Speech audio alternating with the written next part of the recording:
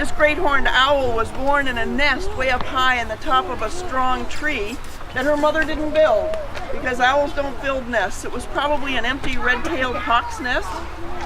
This baby owl was born, hatched out of an egg, and the mother was out looking for food even in the daytime. Hungry baby. This baby got a little too close to the edge of the nest and fell all the way to the ground. Oh my! But she landed on soft grasses and leaves. She was not hurt. I want to A lady in a nearby house, thinking she was doing the right thing, saw this baby owl on the ground, picked it up carefully, and brought it home. And now we have some serious things that happened all at once. The great horned owl mother came back to the nest, and there's no baby in the nest. She must have looked all around the grounds looking for a youngster, but the baby is now in the house being raised by a person. The lady didn't have a refrigerator full of mice the way I do.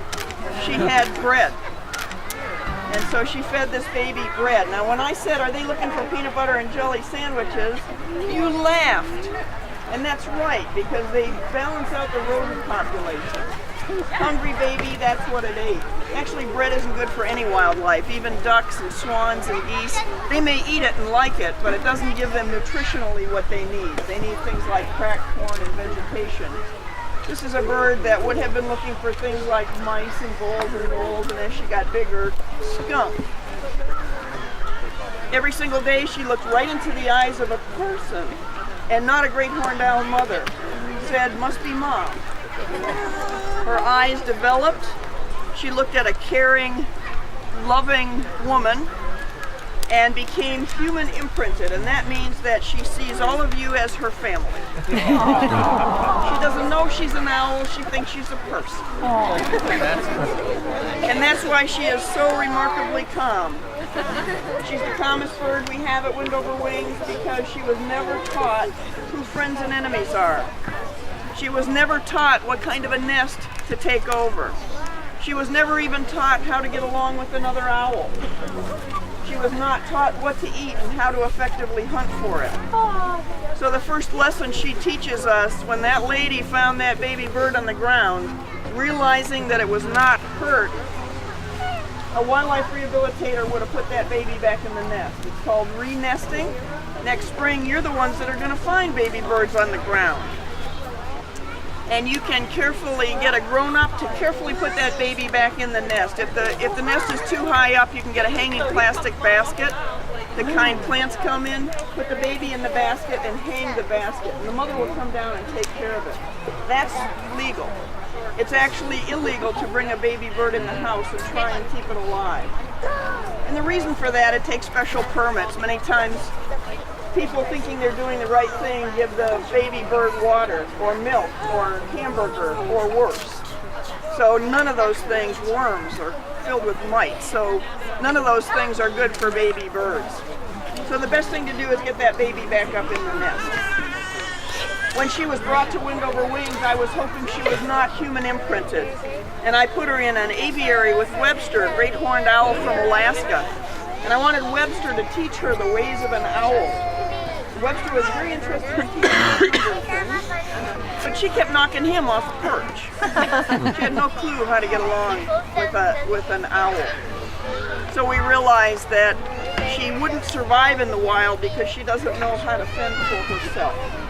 She can, however, teach us the three features of owls that are so remarkable. The first is hearing. We've already talked about hearing. Their ears are on the side of their head. As she turns her head sideways, you'll see black stripes on either side, and under those black stripes are large ear openings. Thank you. And her face is shaped like a big satellite dish for collecting sound, so they really hunt by hearing. They could stand on the limb of a big tree like that and hear a mouse under the snow. They wouldn't even have to see it. They're just remarkable. The second feature that is so amazing is her eyesight. If she could read, we don't think she can, but if she could read the bottom line of this eye chart from 1 mile away. Oh my God. Anybody in the back want to try? I'm so envious. Yeah. That's cool. Very cool. But as Heather mentioned with your little eastern screech owl, she can do something we can't do. We do have the ability to move our eyes and our head because we have muscles. Our eyes are small enough to have muscles. But owls' eyes are fixed like headlights of a car. So she has to be able to turn her head behind her. There's only one other being on the planet that can do that. That's mothers. They have that ability. And that's because she has 14 bones in her neck and we have 7. Is silent flight. We're going to flap that eagle feather.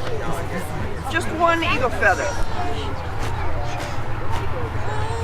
Solly has 7,500 feathers. If the kids would help me when I put my arm up, if you'd like to say, Solly, please flap your wings and then get very quiet. We'll see if almost 8,000 owl feathers make less noise than one eagle feather. Solly, you ready? You ready, Solly? Solly, please flap your wings.